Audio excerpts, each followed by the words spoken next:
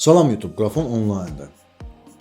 Dünya fake çip qıtlığı problemi aradan qalxıb artıq yoxdur. Deyəcəksiniz ki, mən bunu hardan çıxartmışam?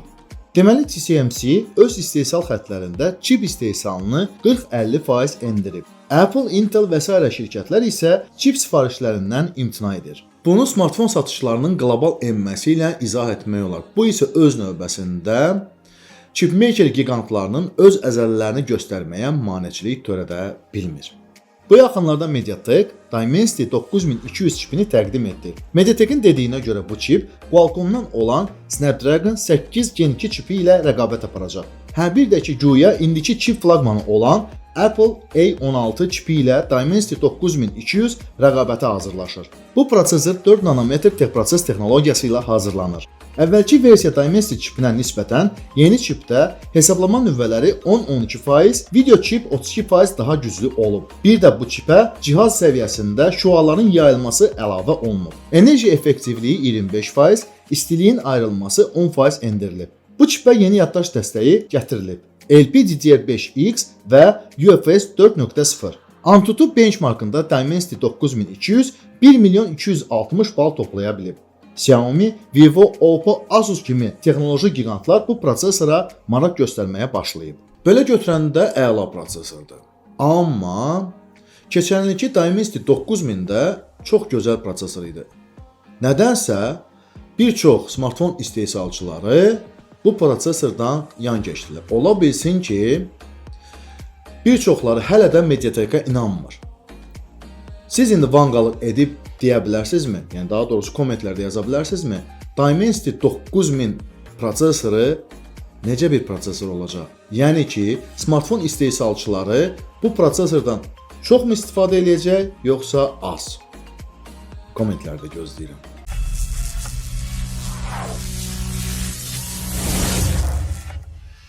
Davam edək. Növbəti Samsung flaqmanları gözləyənlərin bir tək sualı var. Exynos yoxsa Snapdragon? Düzdür, keçən illəri bu sual verilmişdi.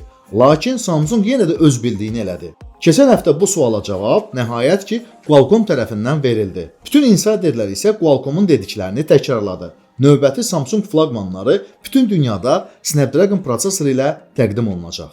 Bu dəfə bütün Samsung flaqmanları bir prosesorla bütün dünya bazarına, bütün dünya smartfon bazarına təqdim olunacaq. O da Snapdragon.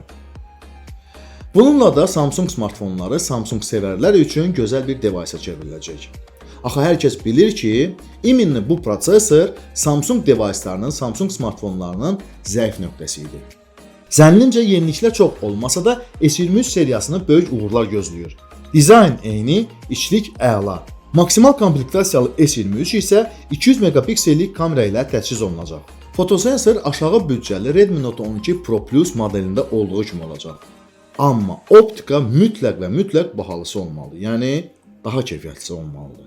Insiderlər isə artıq S22 Ultra ilə S23 Ultra'nın çəkdiyi şəkilləri hətta müqayisə edə biliblər. Biz axı bilirik ki, realda piksellərin binningindən istifadə etmədən tək smartfonlar şəkillər çəkə biləcək.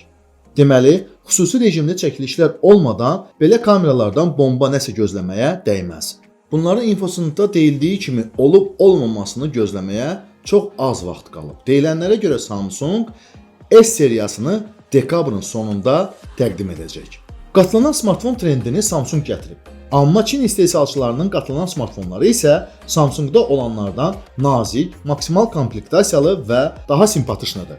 Mən tam ciddi deyirəm. Xiaomi Fold, Vivo X Fold, Huawei Mate X kimi smartfonları hamı görür. İşlərin belə getməsi heç də Samsunga xoş deyil. Elə buna görə də gələn il Samsung tam yeni Fold smartfonunu təqdim edəcək. Yeni Fold smartfonlarının çəkisini azaltmaq, smartfonun korpusunun nazikləşdirilməsi, stilusun əlavə edilməsi və kameranın mükəmməlləşdirilməsi Samsungun əsas prioritetidir. Çox maraqlı səslənir. Samsung Fold 4-ləri təqdim etməmişdən qabaq eyni sözləri Fold 4 üçün də deyirdi. Nə bilim, ola bilsin ki, yeni Fold seriyası tamam fərqli oldu. Yaşayarıq, görərik. Düşünürəm ki, hər kəs kimi Samsung da Apple-dan olan qatlanan smartfonları dörd gözlə gözləyir. Apple-ın Qatlanan smartfonların bazara təqdim etməsi nəticəsində smartfon bazarına böyük bir təkan verəcək. Qatlanan smartfon trendinə Google-da qoşulur. Bu artıq 100%dir. İnternetdə artıq Pixel Fold smartfonlarının şəkilləri yayılıb.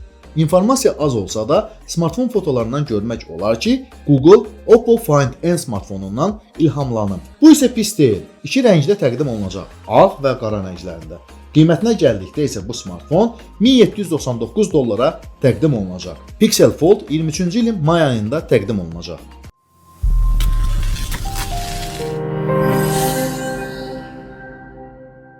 Apple mövzusunu davam etdirək. Deyilənlərə görə Apple-dan ilk qatlanan device iPhone olmayacaq. Ya iPad, yəni qatlanan iPad, ya da MacBook olacaq, yəni notebook.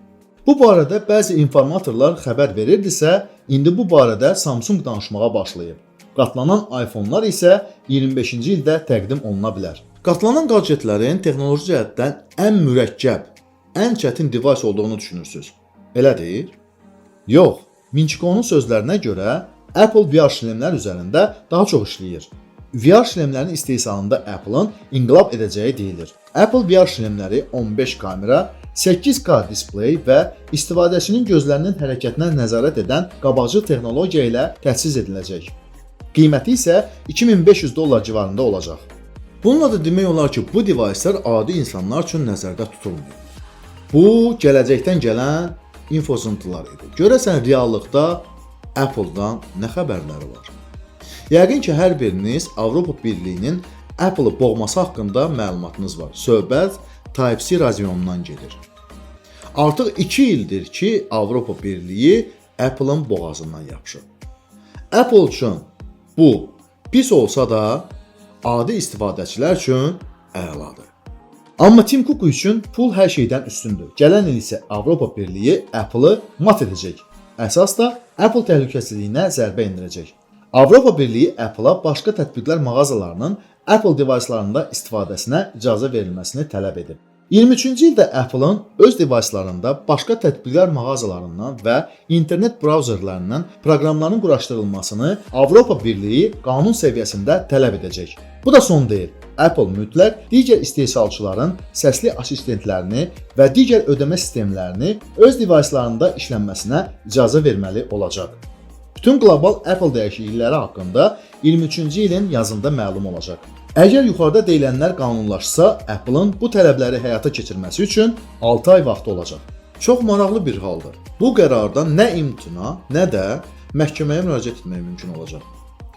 Düşünürəm ki, Type-C məsələsində olduğu kimi Apple bu dəfə də Avropa Birliyinin qərarı ilə razılaşacaq. Çünki Apple Avropa bazarını heç itirmək istəmir. Ola bilsin ki, bu tələblər iPhone SE-nin yeni versiyalarında tətbiq olundu. Rosyan informatoruna inansaq, Apple bir neçə aşağı büdcəli smartfonlar istehsal etməyi düşünür. Söhbət 2 diaqonalı smartfonlardan gedir.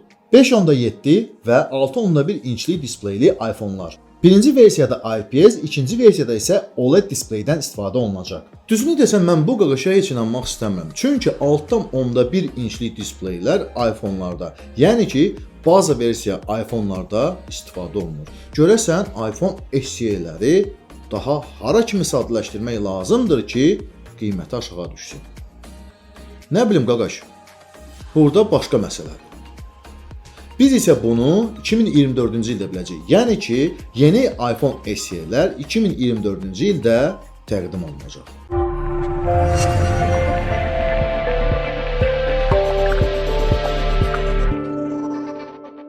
Son 2 həftə ərzində Xiaomi-də kalan hadisələr baş verib. Məni isə bunlardan ikisi maraqlandırır. Birinci, əsl fotoaparat linzası ilə çalışan smartfon, ikinci isə Xiaomi 13 haqqında olan məlumatlar. Smartfon aksesuarları bazarında smartfon kameralarının yaxşılaşdırılması məqsədi ilə ucuzlu bahalı kalan həllər var. Amma bunlar hamısı kameraya sancaq kimi bərkidilmə sistemidir. Belə həllər isə standart kamera obyektivləri ölçülərinə çatmır.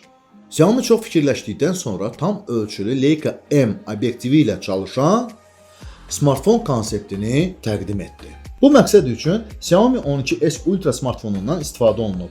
Tam ölçülü obyektivin smartfonla tandemdə işləməsi üçün smartfon dizaynına düzəlişlər edilib. Smartfon 2 ədəd 1 inçlik IMX 989 sensoru ilə təchiz edilib. Bir sensor adi Xiaomi 12s Ultra-da olduğu kimi çalışır. İkinci isə standart optikadan istifadə etmir.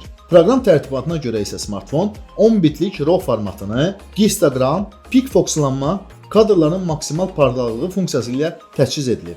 Bütün bu dediklərimi professional fotoqraflar anladı. Sadə dildə desək, Xiaomi kalan əlləşib. Amma niyə? Axı bu smartfon kütləvi istifadə üçün nəzərdə tutulmayıb. Bu konseptdir. Ola bilər ki, Xiaomi bu konsepti ilə demək istəyir ki, mən bunu bacardım. Mən bunu elədim. Elədin də. Keçən həftə Xiaomi 13 Pro smartfonu internetdə yayılıb. Bu smartfonda 12s Ultra-da olduğu kimi 1 inçlik fotomatriça ilə təchiz olunacaq. Bu barədə bütün insiderlər xəbər verir. Belə eybəcər kamera bloku nəyə və kimə lazımdır? Belə bir fikir yaranır ki, Xiaomi bir modeldən bir normal dizaynlı smartfonlar istehsal edə bilir. Xiaomi 11 eybəcər, Xiaomi 12 gözəl, 13 isə yenə eybəcər. Bəlkə kiminsə bu dizayn xoşuna gələ bilər, amma ümumilikdə götürsək o qədər də gözəl deyil. Şəxsən mənim öz fikrimə görə Xiaomi 13 o qədər də gözəl görsənmir. Siz öz fikirlərinizi kommentlərdə yazın. Xiaomi 13-ün dizaynı xoşunuza gəlir ya yox? Adi 13 isə daha çox dəyişir. Smartfon tinləri iPhone-larda olduğu kimi itiləşir. Smartfon ölçüləri iPhone-larla eyni olacaq. Hündürlük və qalınlıq Xiaomi-də bir balaca böyük olacaq. Bu müqayisə iPhone 14 ilə edilir. Xiaomi 13 seriyasının bütün texniki xarakteristikası sizin gözünüzün qabağındadır. Bunlar 2023-cü ilin tipik flaqman smartfonları olacaq. Smartfonun təqdimatı isə yaxın vaxtlarda baş tutacaq. 1 inçlik fotosensorla bütün 2023-cü ilin flaqmanları təchiz olunacaq. Belə olduğu halda Xiaomi 13 Pro o qədər də fərqlənməyəcək. Vəssalam, bu günlük bu qədər. Düşünürəm ki, gözəl videoya görə like etmək olar. Kommentlərdə də yaza bilərsiniz. Nə xoşunuza gəldi, nə xoşunuza gəlmədi. Bizi digər sosial şəbəkələrdə də axtarıb tapa bilərsiniz. Abunə olmayanlar elə indi abunə olsunlar kanalımıza. YouTube-da olduğumuz üçün sizinlə sağollaşma.